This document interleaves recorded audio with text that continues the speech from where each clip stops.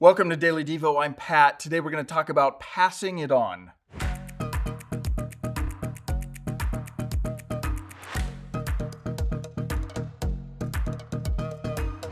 Psalm 78 is a long psalm consisting of 72 verses.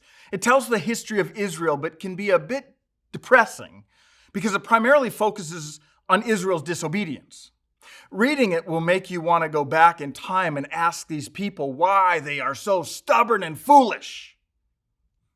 But then we realize to just look in the mirror.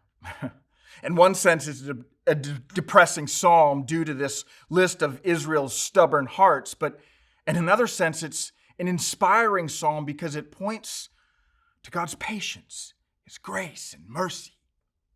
Look how this psalm begins, and listen closely to the writer's opening words in the first 4 verses. O my people, listen to my instruction. Open your ears to what I am saying, for I will speak to you in a parable. I will teach you hidden lessons from our past. Stories we have heard and known, stories our ancestors handed down to us. We will not hide these truths from our children. We will tell the next generation about the glorious deeds of the Lord, about His power and His mighty wonders. First thing to notice is how important this idea of passing it on is. In just these few verses, it says, stories our ancestors handed down. The very next line says something like, we will not hide these truths from our children. Immediately after that, it says something like, we will tell the next generation.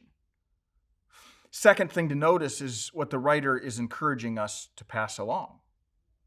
The end of verse 4 actually states, we will pass along His glorious deeds and His power and His mighty wonders.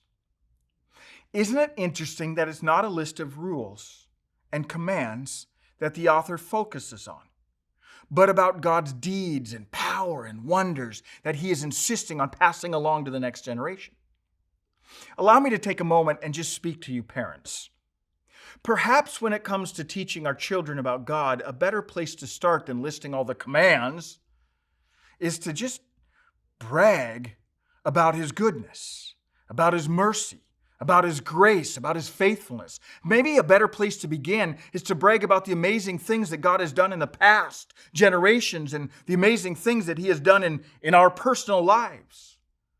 If we start there, maybe the commands of God will not seem so burdensome, but instead more the way David once described them when he said, your boundary lines, O God, have fallen in pleasant places. Meaning that because God is good, His do's and don'ts are beautiful things that point us toward what is best for us.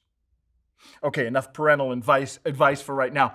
For all of us, I think the beginning of this psalm is reminding us of the importance of passing it on. Or to put it another way, just bragging about God.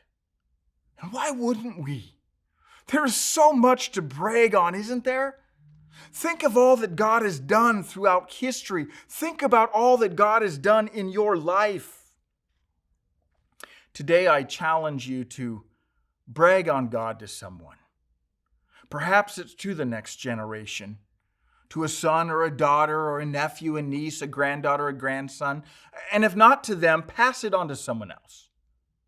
In fact, right now, why don't you send a quick text or a voicemail to someone and just quickly brag on God to them? Pass it on.